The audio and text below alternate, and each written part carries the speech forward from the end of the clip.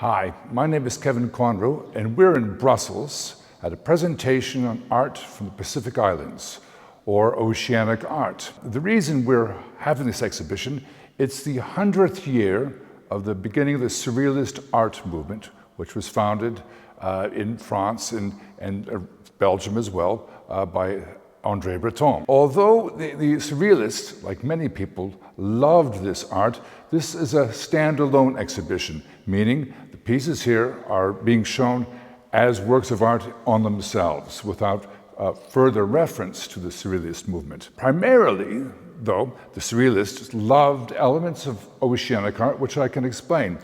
In Pacific Island art, there's a tremendous use of color. There's a wonderful variety of materials being used, fibers, types of woods, certain materials which were very attractive. And there was a sense of ethereal, a quality in Pacific Island art which is magical, light, and very spirit-world. For instance, one of the works of art in the presentation is a magic charm for propitiating the spirits for the weather spirits. Now, people in the Pacific traveled vast distances. They had boats, canoes, which sails, but very basic, but they were one of the greatest sea navigators of all time, traveling hundreds, if not thousands of kilometers across the sea. So the weather was very important. This is a charm for the Micronesian people who inhabited the Caroline Islands in Western Micronesia. What we love about this piece, in particular, its use of many different types of materials. You have, at the very bottom, spines from the stingray. You have a type of chalk around the, it's from burnt line on the white. You have fibers hanging. All these elements give strength and power to its magical purposes. André Breton and many of the other Surrealists had a particular liking and regard for artworks from Easter Island.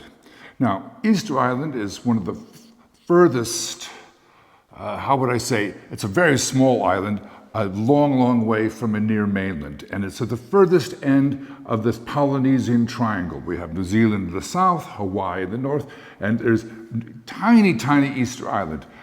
They, though, in the Easter Island, produced an abundance of artworks which were assiduously collected by the Surrealists. And one of their favorite types of objects was dance paddles. Now, this is a dance paddle called the 𝗲𝗲. It dates from the 18th century. And what they really loved about this, there's a tremendous sense of stylization. You see in the upper part of the paddle two ear ornaments and a sort of stylized eyebrows where eyes would be. And so this sort of magical face expression was really attractive to the Surrealists. One of the remarkable objects here, and perhaps one of the most powerfully sculpted objects, is this stopper from a sacred bamboo flute from the 𝗲𝗏 people of Papua New Guinea.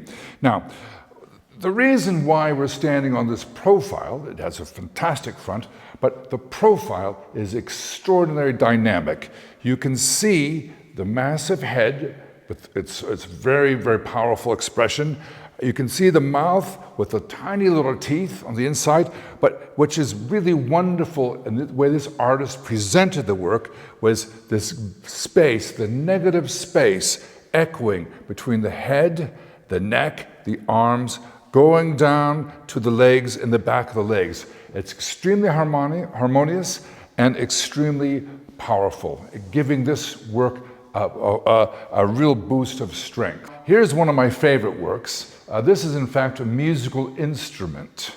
It's called a 𝗲𝗲𝗲 or luniate drum. It's a friction drum, meaning you would have rubbed your hands on the surface. What is wonderful about this, it's not just a utilitarian object, but it's carved with this face and the eyes, and there's a sense of ferocity on the piece. The sound is three-partite, and it echoes bird sounds of the night. In this particular field of oceanic art, like the works of African traditional African sculpture, which have tremendous age. Oftentimes, in fact, most, we do not know who made them. But we can sometimes form an idea by style and seeing similar examples. This wood pillow from the lower 𝗲𝗵𝗲 River area of Papua New Guinea was carved by one individual or perhaps a very small workshop where they incorporated the head in the central part of the neckrest with on either side opposing figures, either hanging or with masks, or as underside you see some stylized animal imagery. Now there are around 11 or 10 of these known in various museums and private collections, but by the fact that they have survived, we know that he is a master. At the beginning of our exploration here at this exhibition, we discussed how color and the ethereal nature of oceanic art attracted the Surrealist artists. And there's no better example for those elements being combined in this New Ireland funerary sculpture. It's called a Mulligan. And these things were carved for displays at the ceremonial feast for celebrating the passing of an important individual. He could have been a chief, he could have been a wealthy community member, but they would carve numbers of these objects. Now, interestingly enough about this type of art, the artists would have a form of copyright, meaning that only this particular artist could make this hornbill in this fashion, or could render these structures in such a way. And that creates a sense of continuity. Now he could be asked to make his carving for another village, but that was his copyright, which was passed down generationally. This example was collected in the late 19th century and brought to Germany. Often they were made for the ceremony, and then traditionally they would have been destroyed. But as the artists and the community themselves realized they had a value to the outsiders, they were exchanged, often for tools, for metal, or even for money. The German colonialists and the visitors from abroad, whether they're missionaries or traders or visitors, loved these carvings. And so there was an active exchange going from the community themselves to the European or Western visitors to New Ireland. This exhibition is a special project put for the ARTONOV Festival, which runs from the 5th to the 13th of October. We're at on Rue Americaine in central Brussels, opposite the Horta Museum. We're open every afternoon, Tuesday through Sunday, and we welcome absolutely everybody.